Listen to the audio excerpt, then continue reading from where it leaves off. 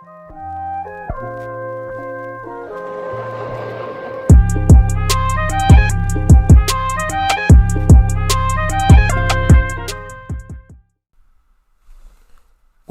to HASSCAST 41, and welcome to the show. Hope you're enjoying the 25 days of Mike Media Inc. videos, and this is recorded on December 5th, 2020. I will not be doing any more commenting on comments episodes until I do 3 more HASSCASTs. I gotta set some limitations, regulations, and rules for myself and discipline myself. It is self-discipline by restricting myself from doing that other podcast. I've been getting used to, doing that other podcast, but you gotta get in a groove of things. You really gotta get in a groove of things. You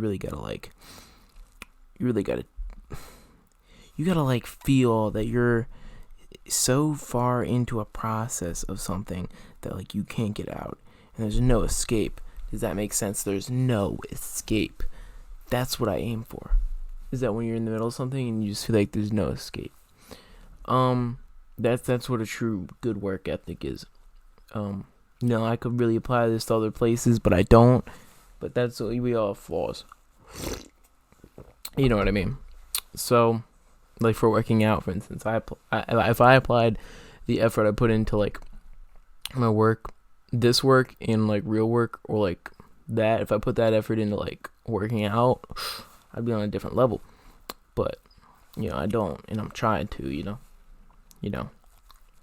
But anyways, I'm gonna start getting back into that groove that I was doing with these HASSCASTs. So 3 more in the next couple weeks. I'm gonna do 3 in 1 week. And I got some new interviews planned, actually. I could pull them up right now. I'll give you a list of all the new interviews. You probably have seen them if you follow me on Instagram. By the way, follow me on Instagram at Mike Media Inc. Mike Media Inc. So we got Vibe Malls, which is a horror artist. I'll be interviewing him on Sunday. And we got NPA, singer, producer, rapper, next Wednesday. Knockin', which is rapper, to be determined. And Tawai, graphic artist, to be determined. Those are the interviews planned. Definitely check those guys out. You could find them on Instagram, on my Instagram. They're how it's spelled and all that. Because when I pronounce something, that's obviously probably not how it's spelled. You know what I mean? That's always an issue for me. But yeah, this is HASSCAST. We do film reviews, rap album reviews, and a nostalgia case, and we get into all topics surrounding the movie and music industry and my personal interests. So, this is a spoiler warning. We're going to get into Mandalorian Season 2, Episode 6. If you haven't seen this episode, I'll be doing a little in-depth discussion with you guys on this in this episode of HASSCAST. Let's get right into it. So, it's Episode 6. We got Robert Rodriguez directing. I think it was pretty good. Very good episode. Very action heavy.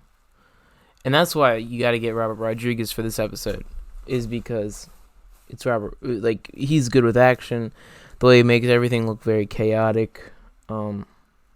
With his action. Shouts out to Alita Battle Angel. That was one of my favorite freaking films of last year. They keep it a stack.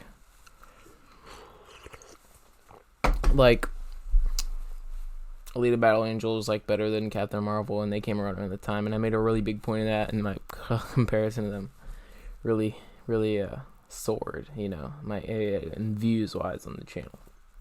That's way back before this channel was even called Mike Media Inc.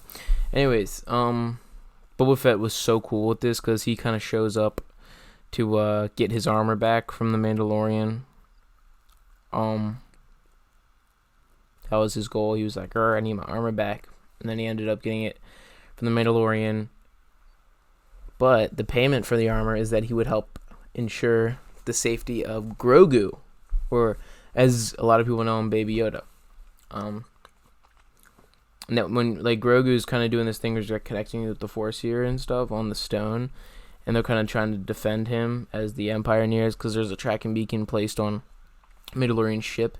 It's very intense. It's very intense. It's very similar to like that Lord of the Rings scene when they're on top of that thing with the Nazgul, like when Frodo gets stabbed. It's very like that. It's so much like that. It's very like, yeah. But Grogu actually gets taken away, so since Boba Fett's kind of like the anti-hero, he's going to help Mandalorian in the next episode get Grogu back.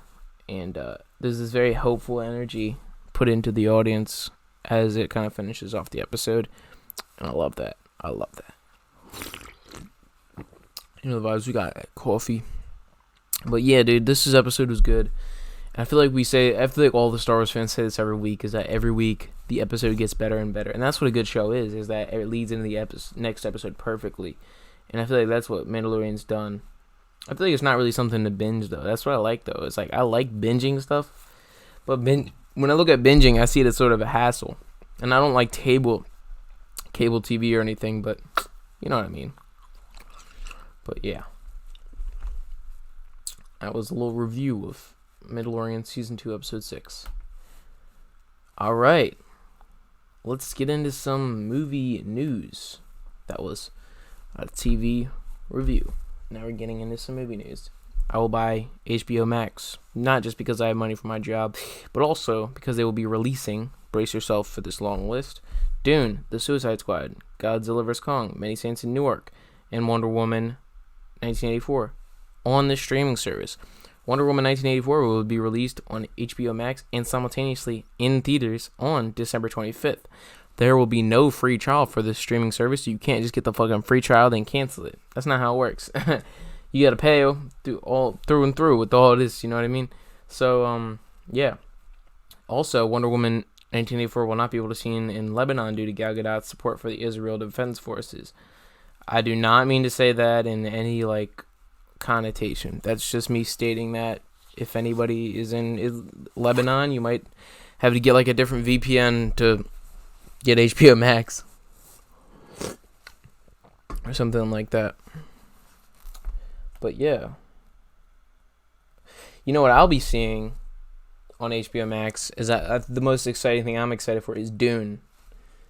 I'd say Dune and The Suicide Squad, because John Cena actually looks kind of dope in that. If you saw the little featurette thing that came out during the DC fandom, that was so much awesomeness. It looked like James Gunn was going very far, like in terms of like not pushing boundaries, but stepping out of a normal type of territory that DC normally goes. It's sort of grim, sort of dark gothic type of style, which Zack Snyder was known for. But like, do you really need a visionary director to control a universe? I feel like DC is good at like being an individual with its directors and stuff, and I'm actually one who actually really likes DC's movies, except for, you know, Batman vs. Superman.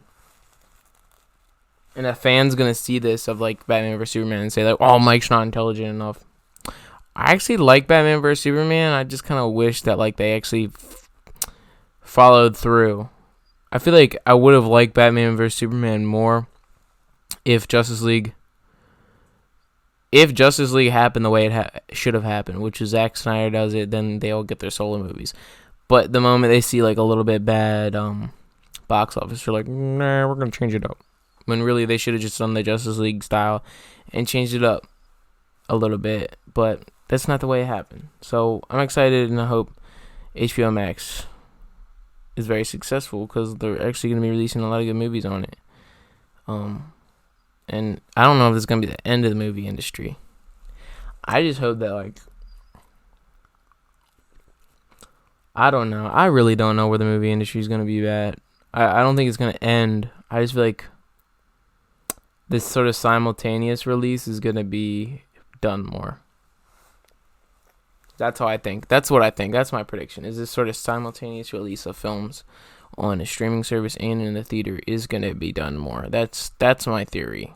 And I think in 5 years that's probably the norm for the release. I don't think there is a possibility theaters will shut down, but I feel like, you know, there's theaters still for like performance art. Like, you can still go see Shakespeare stuff every now and then. I feel like that's what movie theaters are going to end up being. They're going to be like going to see a theater production, like a community theater, except, it's like mass-produced movies. You know what I mean? I feel like that's where we're headed in the film industry, is like it's going to become like theater. It's like a lot of people, there's always like a certain clique of people that are really into it.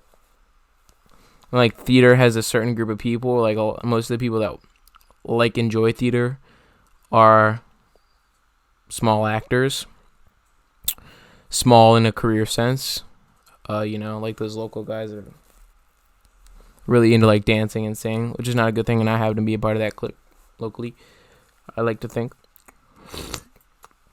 I think that's where the movie industry is headed, or anything that's released in theaters. But I feel like,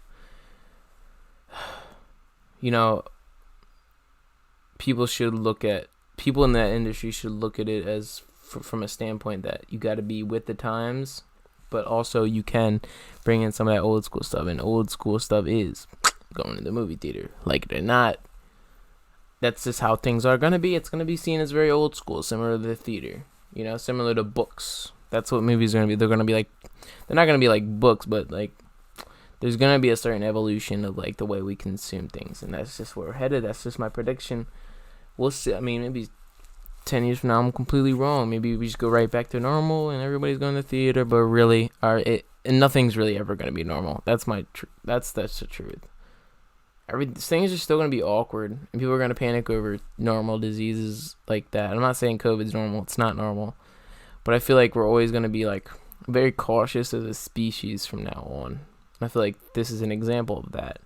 I don't mean that in a negative or positive way. That's just how things are, is that we're going to become more cautious. That's just the way things are. I don't have an opinion on that. That's just the way things are, is we're going to become more cautious. And this is an example of us being cautious and trying to advance in a business standpoint. That's just how things are. All right. Let's go on to an album review of Craig Zen's Why. This was actually released, I believe, Tuesday. And this is sort of a West Coast and Houston mix. It's an exciting album from Craig Zen. Houston native, but sort of went to LA and sort of was part of Schema Posse, and did a lot of songs with like Lil Peep and all them. And then he also did a lot of songs with XXXTentacion. Sort of a veteran. He's been around with a lot of prestigious SoundCloud rappers. And SoundCloud rap was like the best thing to really happen to rap, really. I always said that 2009, 2013 was the best era for rap, but I feel like SoundCloud is when we kind of evolved into something really good. And I really love what the rap industry is right now. And all you old heads watching this, I appreciate the old head stuff, but really, that's not the only type of music. Nobody's going down the street bumping Mobb Deep.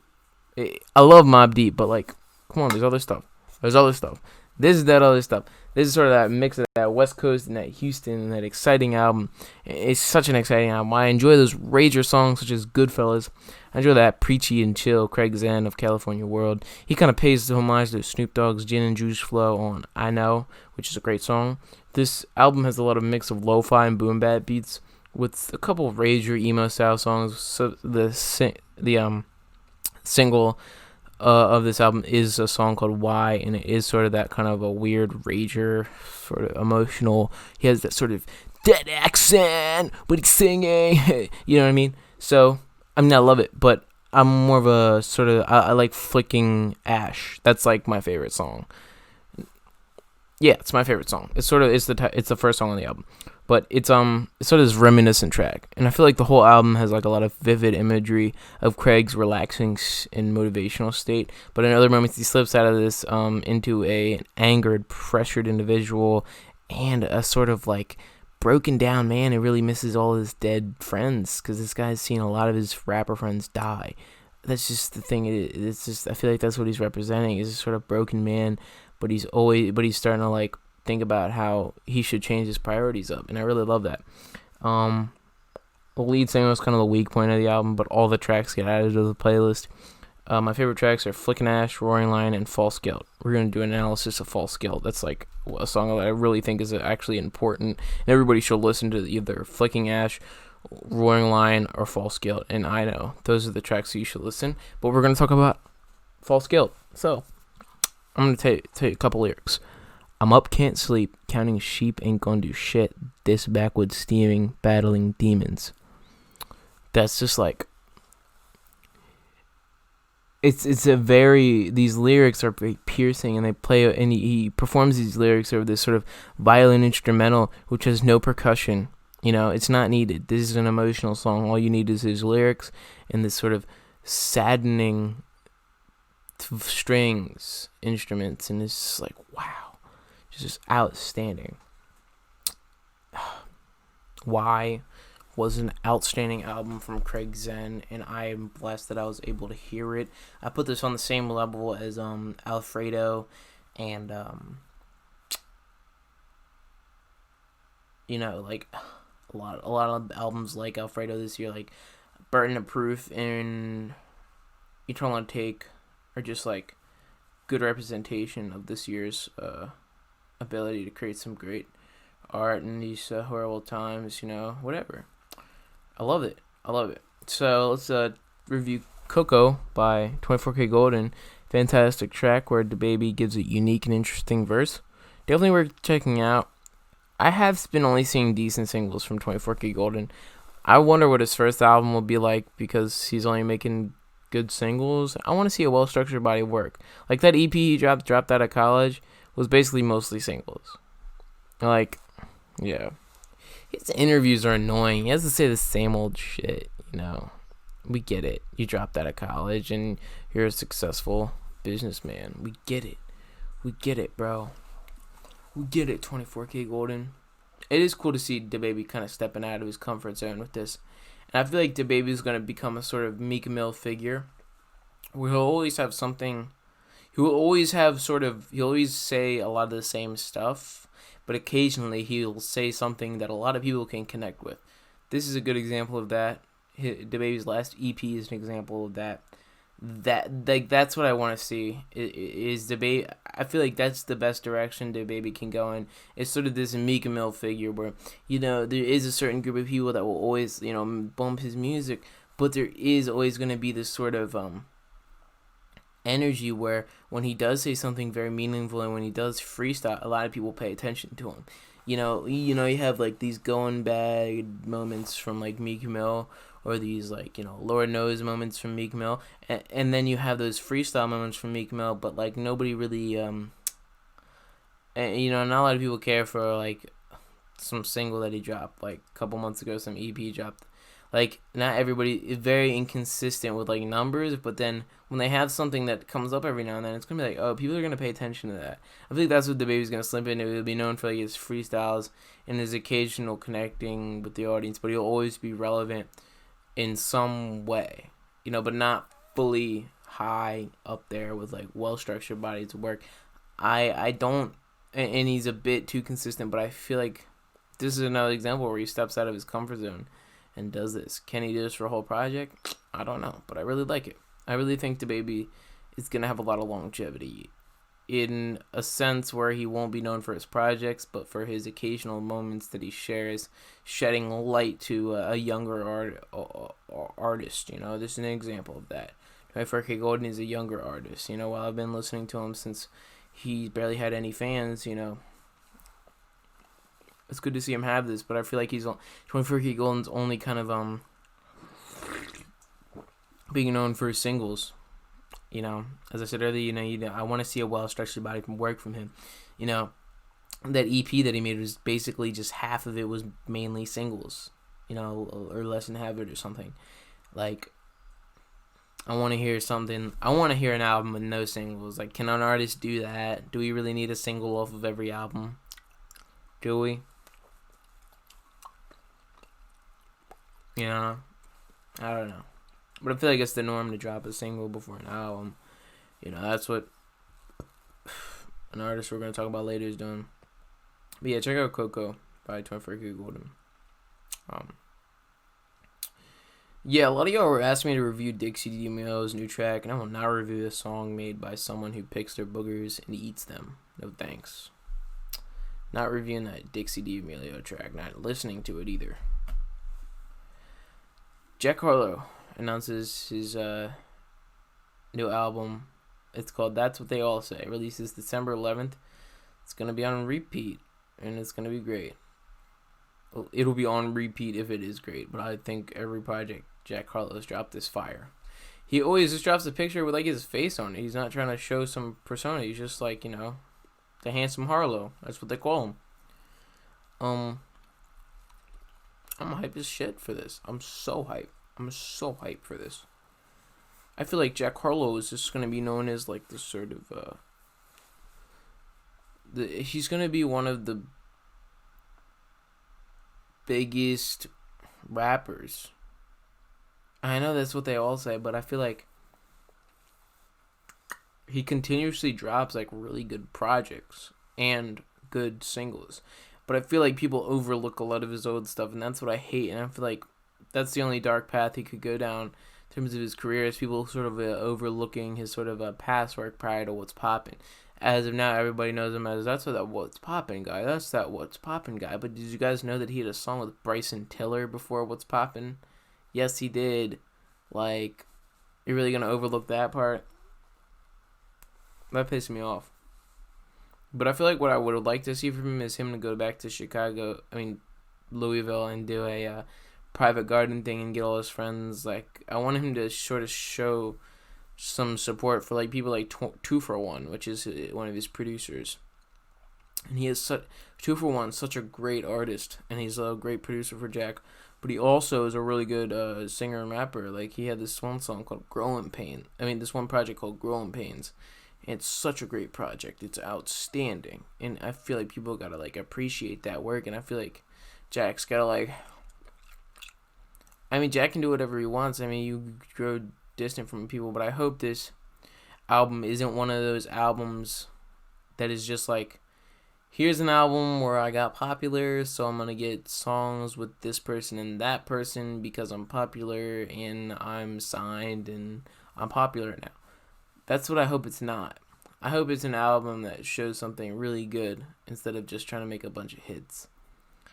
I want an album that is not, I'm in the industry now, this is who I can get a song with. Look at me, I can get a song with this guy because I'm in the industry. That's not what I want to see from Jack Harlow. That's not what I want to see. No thanks. Back to the 24kgoldn thing. I want a well-structured body of work. I swear if he drops a deluxe for this, oh my god. If you want to know what I think about deluxe albums, go watch my video called Are Deluxe Albums Good? ? The short answer is, for sales, yes, but artistically, no. I don't know, you know what I mean. If I'm doing this, it's because I'm biting my nails. Sorry. That's just how I am. You don't like it? Listen to the audio version of this. Okay? Like, you know what I mean. By the way, just a reminder before we get into our nostalgia case, check out the Patreon or the sponsors in the link below. Just click on one of those links and just pay monthly for $3 a month. And you get access to exclusive content and all that jazz. It's all described there. Vice Prop, shouts out to them. If you need some fake prop money for a movie, you can buy that from there. Use code HASSCAST, 10% off. Helps the channel. Good Vibes Clothing, code HASS at checkout.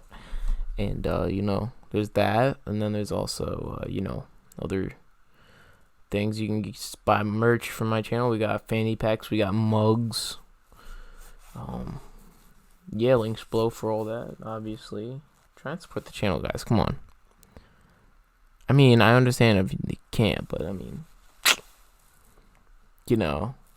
if you don't support the Patreon, you might be attacked. Like, I mean, it's just unpredictable. It's just how nature works. Is that you might be attacked by your any animal in your house. Just gets a sense that you're not subscribed to my Patreon, and they just kind of like attack you.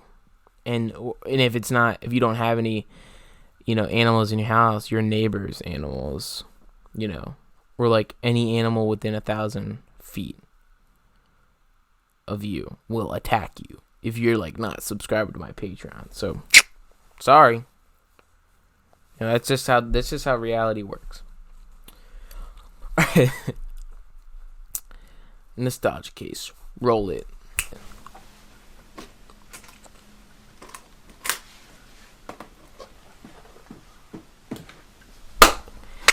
Alright, so we're doing a nostalgia case on Fargo.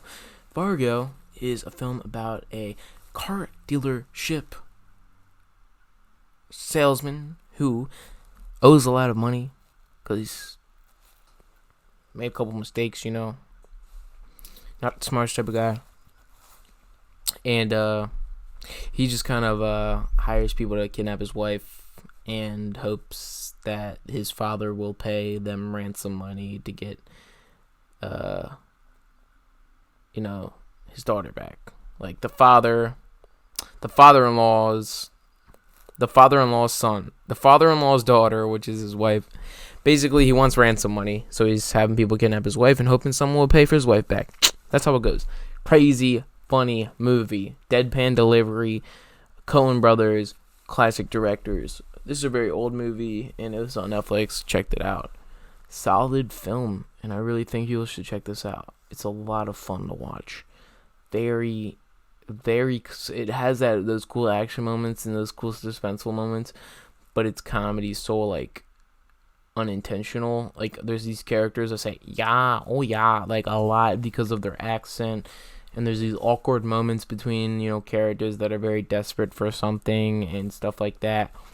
And I feel like the only like stable character is the pregnant police officer played by Frances McDormand.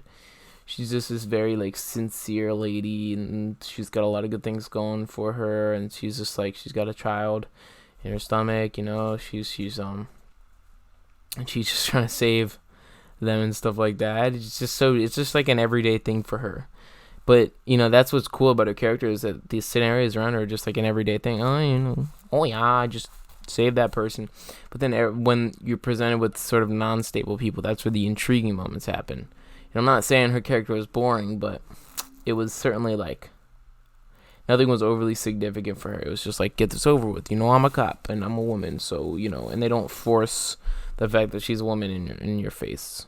So there's that. So I just love this, and I feel like I like this is one of the movies I want to show to people. I want to show this movie to people. It's a lot of fun to show people. This movie is outstanding. Yeah, that's what we got for HASSCAST. Thanks for watching.